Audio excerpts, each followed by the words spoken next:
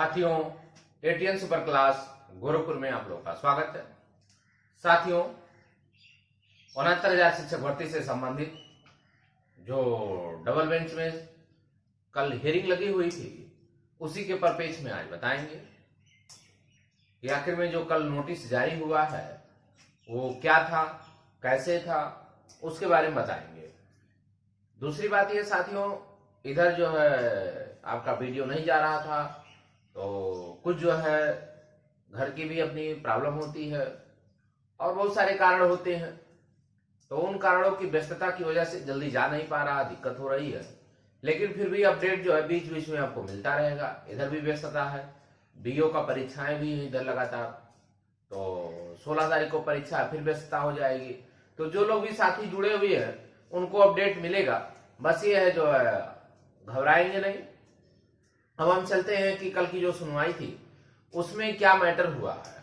तो जो कल उत्तर कुंजी का मैटर डबल बेंच में लगा हुआ था, उसमें होता ही है कि जब डबल बेंच में लगी हुई है तो कोर्ट का वो प्रोसेस होता है कि जितने भी पार्टी हैं, जैसे जो है डबल बेंच में 33 और पार्टीज थे, सरकार ने उनको जो है पार्टी नहीं बनाया था। तो जब डबल बेंच का ऑर्डर आया तो उसमें हमारी परमिशन टू फाइल थी, तो परमिशन टू फाइल तो थी, लेकिन सरकार ने उसको पार्टी के रूप में मेंशन नहीं किया था, उसको कोई नंबर नहीं दिया था। तो ऐसे बहुत सारे केसेज हैं, उनको जो है पार्टी सरकार ने नहीं बनाया। तो उसमें जो होता है कि सभी लोग आकर के अपनी बातों को रखें, नहीं तो बाद में फिर आपको मौका नहीं मिलेगा। और ये आप नहीं कह सकते हैं कि आपको नोटिस नहीं मिला है या आपको मौका नहीं मिला था, क्योंकि अक्सर ये हो जाता है कि बहुत सारे साथी कहते हैं कि सर हमको आपने पार्टी बनाया नहीं था और हम अपनी बात को कैसे रखें, हम भी तो रखना चाह रहे हैं। तो इन सभी के परपेश में जो कल आपको आया है वो सभी लोगों के लिए है। ये नहीं है कि जो है जो जिसको पार्टी ने सरकार बना दिया था वही लोग रहेंगे। तो पार्टी तो मात्र 3-4 लोगों को बनाया था, बाकी लोग अपनी बात को नहीं रखेंगे तो फिर दिक्कत आ जाएगी, फिर मामला सुप्रीम कोर्ट जाएगा, फिर यही दिक्कत हो जाएगी। तो इन सारी चीजों को डबल बेंच में ने ध्यान देते हुए, और एजी साहब ने, महोदय ने भी ध्यान देते हुए उन्होंने कहा कि सभी को हम रिसीव करा देंगे और सभी लोग जो है 2 सप्ताह के अंदर आके मेंशन कराएं और सभी लोग अपनी बातों को अब रखेंगे नेक्स्ट डे में। पहली डेट में कभी भी सुनवाई नहीं होती है, कोई भी मैटर नहीं चलता है। पहली डेट में केवल और केवल नोटिस जारी होता है, और नोटिस जारी सभी पक्षों को मिलेगा। जो लोग सिंगल बेंच में थे या सुप्रीम कोर्ट में थे, अगर वो सिंगल बेंच में थे तो उनको भी जो है आपको नोटिस मिलेगा, वकीलों के माध्यम से आएगा और आपको ये जानकारी हो जाएगी। क्या आप जो है अपनी बातों को रखिए, अगर फाइल हो चुकी है तो ठीक है, नहीं हुई है तो फिर भी आप फाइल करके आप अपनी बात को रख लीजिए, मेंशन करा दीजिए आप फाइल। अब बिना फाइल किए हुए आपको होगा ही नहीं, ये भी ध्यान दीजिएगा। बहुत सारे लोग कहते हैं कि फाइल नहीं अपने आप चली जाती है, तो एकदम गुमराह करने की तरीका है। कोई फाइल अपने आप नहीं जाती है, जब तक उसको मेंशन नहीं कराया जाएगा, जब तक उसको ले नहीं जाया जाएगा, कोई फाइल अपने आप नहीं जाती है। और कोई भी वकील सिंगल बेंच का ही आपको हियरिंग का पैसा लेता है, डबल बेंच का पैसा नहीं लेता है। जब आप डबल बेंच में मामला जाती है तो वहां दूसरा पैसा जो है लगता है। ये अगर कोई कह दे कि यहाँ पे पैसा नहीं वकील साहब महोदय लेंगे, तो वकील साहब कोई भी टीम लड़ती हो सबके पैसे लेते हैं। यहां तक जो है डबल बेंच में जो वकील खड़े होते हैं, यहाँ पर हियरिंग का भी पैसा चलने लगता है। जो वकील महोदय होते हैं पर हियरिंग का भी पैसा लेते हैं। हम इतना हियरिंग, जितना हियरिंग आप कराएंगे, जितना हियरिंग डेट लगेगा उतने के अनुसार पैसा लगता है। जिनको नहीं पता है कि जैसे बहुत सारे लोग को जानकारी नहीं है कि फाइल अपने आप चली जाती है, तो फाइल अपने आप चली जाती तो आज ही आप बताइए आपको नोटिस जारी होने की क्या जरूरत थी। जब फाइल अपने आप वहां पहुंच गई थी तो फिर आपको नोटिस क्यों मिल गया? फाइल इसलिए थोड़ी ना नोटिस मिल गया कि आप अभी आए नहीं है, अपने आप जाती ही नहीं है फाइल, रूल है।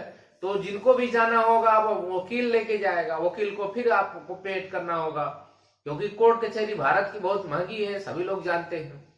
महंगे भी वकील हैं, सस्ते भी हो, लेकिन जो सस्ते वकील हैं उनका बात ही नहीं कोर्ट सुनती है। जो महंगे वकील हैं, फेस वैल्यू है, उन्हीं का कोर्ट सुनती है। तो जो कल हुआ था उसी के मैटर में बता रहे हैं। अब जिनको भी फाइल अपनी मूव करानी हो, जिनको भी मूव करानी हो, जिनको भी ले जाना हो, चाहे अकेले लड़ना हो, चाहे 10 लोगों को लड़ना हो, चाहे 1000 को लड़ना हो, जिसको भी लड़ना हो, अगर वो सिंगल बेंच या सुप्रीम कोर्ट कहीं पर भी है, लेकिन अगर सिंगल बेंच में वो अकेले लड़ना चाहता तो अकेले भी फाइल उसकी हो सकती है। ऐसा नहीं है कि आप 10 लोगों के साथ जाएंगे तभी होगी फाइल, ऐसा कुछ नहीं है। आप अगर सिंगल बेंच में थे, आप अकेले फाइल करना चाहते हैं, वकील की आपकी कैपेसिटी है, तो आप अकेले अकेले भी जा सकते हैं, आप मेंशन करा दीजिए फाइल को। तो उसमें ये बहुत बड़ी बात नहीं है कि आपको घबराने की जरूरत है। हमारे पास जो है कोई नहीं है या हमसे कोई परिचय नहीं है, तो आप अकेले भी लड़ सकते हैं, आप मेंशन करा दीजिए, फाइल आपकी सुनवाई हो जाएगी, उसमें कोई दिक्कत नहीं आएगी। तो ये अभी इसका मैटर ये है कि सभी अभी जितने भी पक्ष थे, पैरोकार थे, उनके पास आएगी नोटिस। यदि वो फाइल करना चाहते हैं तो फाइल कर दें, नहीं तो फिर आपको बाद में मौका नहीं मिलेगा। नेक्स्ट जो है डेट से जब फाइल मेंशन हो जाएगी तो अपनी बातों को वहां रखेंगे कि क्या आपका मैटर था, क्या समस्याएं थी, वो आपको रखना ही रखना है। अब ये लगातार सुनवाई होगी, इसके बाद जो है लगातार आपकी सुनवाई होगी। तो इसमें लगभग जो है जितनी भी बची हुई टीमें थी, लगभग सभी लोग उसमें ले जाएंगे और सभी लोग अपनी बात को रखेंगे। अब हमको ये तो नहीं लगता है कि कोई रुकेगा। जिसको भी अपना हित देख रहा है वो मन कहे तो अकेले लेके जा सकता है। जरूरी नहीं है कि जो सिंगल बेंच में अगुवाकारी था वही लेके जाएगा तभी होगा, ऐसा कुछ नहीं है।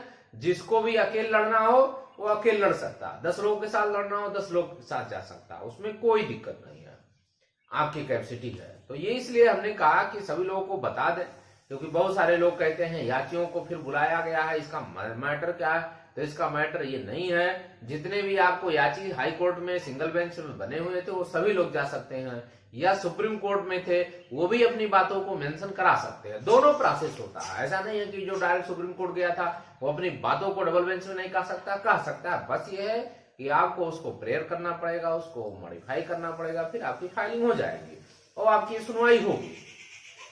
तो इसमें आपको कोई भी आपकी दिक्कत नहीं होनी चाहिए। अब इसके बाद जब हियरिंग होगी तब प्रश्नों को वहां उठाया जाएगा कि माय लॉर्ड ये प्रश्न थे, ये मैटर था, ऐसे मेरा डिस्कस हुआ था, सिंगल बेंच में ये मैटर हुआ था, अब उसके बाद डबल बेंच में जो है अंतरिम ऑर्डर पे हुआ था इसलिए हम सुप्रीम कोर्ट गए होते, सुप्रीम कोर्ट ने कहा था। समस्या इस बात की आ रही है कि अब सारे लोग कह रहे हैं कि सर 2 महीने का जो बाउंडेशन था वो क्रॉस हो जाएगा।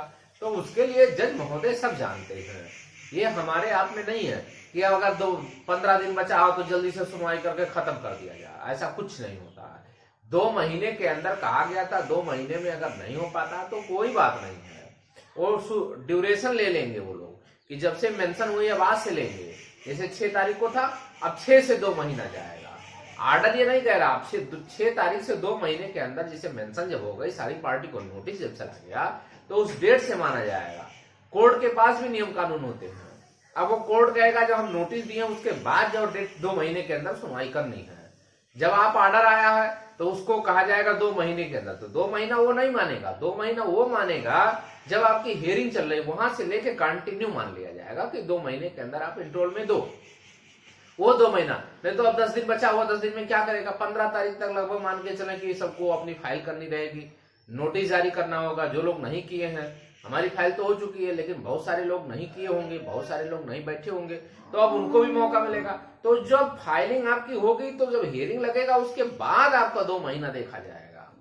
अब ऑर्डर आया था 3 जुलाई को, अब 3 जुलाई के बाद जो है कंटिन्यू आपको सोच लीजिए 3 से 7 जुलाई हो गया, 7 जुलाई से कंटिन्यू आप जोड़ेंगे तो 7 सितंबर जाता था, जुलाई अगस्त, अगस्त सितंबर हो गया।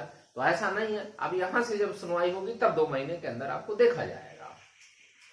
अब 2 महीने के अंदर रही बात भर्ती चालू होगी कि नहीं, अभी सुप्रीम कोर्ट का ऑर्डर आया ही नहीं है। ऑर्डर आने के बाद समीक्षा होती है, समीक्षा होने के बाद उसमें मीटिंग होता है, क्या पहलू आता है क्या नहीं आता है। अभी बहुत सारे मुद्दे ऐसे चल रहे हैं, जैसे आपके बहुत सारे लोग लेके एमआरसी का मुद्दा लेके गए हुए हैं, उस पर भी आ सकता है। ईडब्ल्यूएस का भी गया हुआ है, वो भी आ सकता है। अभी जो है एसटी और एससी की सीटों को लेकर के गए हुए हैं, वो भी आने वाला है। तो इस तरह के बहुत सारे, ये तो हाईलाइटेड है, बहुत सारे ऐसे केसेज हैं जो हाईलाइट नहीं है, वो भी मुद्दे उठने वाले हैं। तो अभी आपको घबराने की जरूरत नहीं है कि इतनी जल्दी भर्ती होने वाली है। अब सरकार को जल्दी ही क्या है, अगस्त बीत गया, सत्र निकलने वाला। अब सत्र जब निकल जाता है तो सरकार को बहुत ज्यादा टेंशन नहीं होती है, और सरकार बीच सत्र में जल्दी नियुक्ति नहीं करना चाहती है।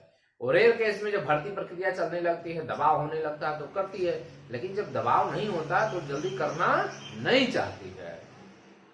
तो इसलिए कोई भी व्यक्ति घबराए नहीं कि अब जो है हम करेंगे क्या, कैसे करेंगे, अब 2 महीना बीत जाएगा, इसका कोई अर्थ नहीं है।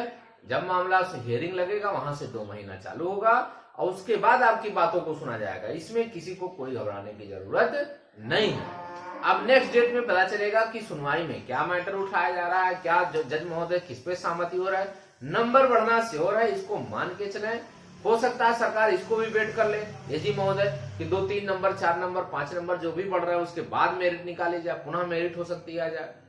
तो इस तरह के मैटर आएंगे, तो भी आपको घबराने की जरूरत नहीं है। तो जो साथी अभी तक जो है चैनल को सब्सक्राइब नहीं किए हैं वो जरूर सब्सक्राइब कर लें, लाइक करें, शेयर करें। धन्यवाद।